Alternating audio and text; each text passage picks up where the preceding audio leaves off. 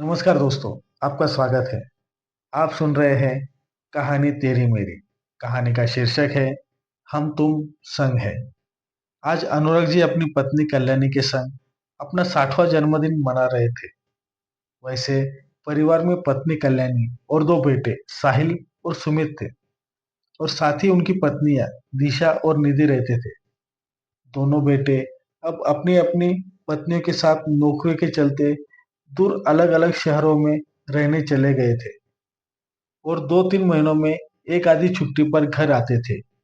कल्याणी जी बेहद ही सुलझी हुई, बहुत ही प्यारी महिला थी। सदा मुस्कुराते रहना उनका सबसे बड़ा गहना था। इसी बात पर ही तो अनुराग जी उन पर फिदा होकर उन्हें अपनी जीवन संगिनी बनाकर लाए थे। अनुराग जी का जीवन में एक ही फंडा था, किसी से भी कुछ उम्मीद मत करो। जितनी उम्मीद बढ़ेगी, यदि पूरी नहीं हुई तो दुख की अनुभूति होती है।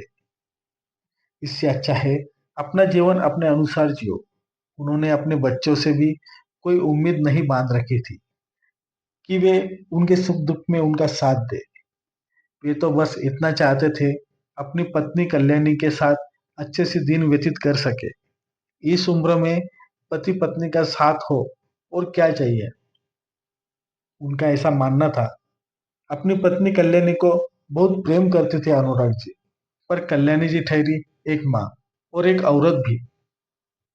वे भी अन्य स्त्रियों की तरह दोनों बच्चों पर जान लुटाती थी। थोड़ी बहुत उम्मीद तो हर माँ अपने बच्चों से करती है, तो वैसा ही कल्याणी जी भी करती थी। जब छोटे बेटे सुमित को भी बड़े बेटे की तरह बाहर दूर नौकरी मिल रही थी, तब उस दिन माँ ने बेटे से कहा, बेटा सुमित, तेरा दूर जाना जरूरी है क्या? इसी शहर में भी तो अच्छी नौकरी मिल सकती है। इस पर सुमित माँ को कहता है, माँ, अच्छी सैलरी मिल रही है उस कंपनी में। तो निधि भी कहती है, क्यों इस हाथ में आए अवसर को जाने दे। इस पर माँ फिर कहती है, पर बेटा, साहिल भी दिशा के साथ दूर चला गया। मैंने सोचा था चलो एक बेटा तो पास रहेगा, ये सोचकर तसल्ली कर ली थी मैंने। अब तू भी चला जाएगा तो घर काटने को दौड़ेगा। इस पर तुरंत निधि बोलती है, मम्मी, साहिल भैया और भाभी की तरह सुमित के भी सपने हैं कि वे आगे तरक्की करे, अच्छा कमाए। अब इस शहर से ज्यादा नए शहर में अवसर ज्यादा अच्छा हो, तो इसमें हर्ज ही क्या है। मुझे लगता है आपको हमें वहां जाने से नहीं रोकना चाहिए।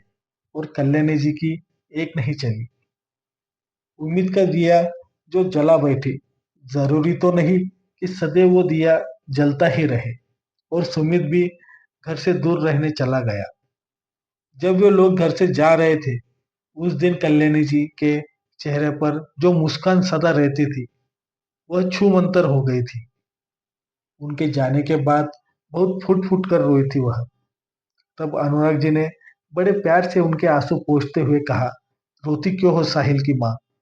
कोई विदेश थोड़ी ही गए हैं बच्चे, आते रहेंगे हमसे मिलने। उन्होंने पत्नी से फिर कहा, जमाना अब ऐसा ही है। अब माँ बाप भी बच्चों के अच्छे करियर के लिए उन्हें दूर बाहर भेज रहे हैं और संतानें भी पहले जैसी कहाँ रही। वे भी शादी के बाद माँ बाप के साथ ज्यादा रहा कहाँ रह पाते हैं।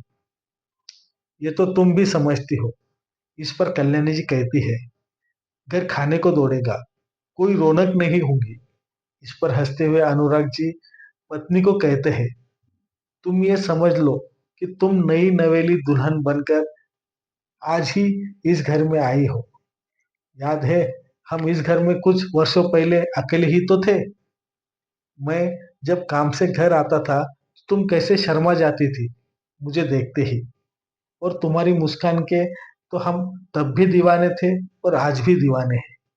तब शर्माते हुए कल्याणी जी कहती है, ये देखो, बुढ़े हो गए हैं जनाब, बालों में सफेदी आ गई है, पर इश्क का भूत अभी भी सवार है इन पर।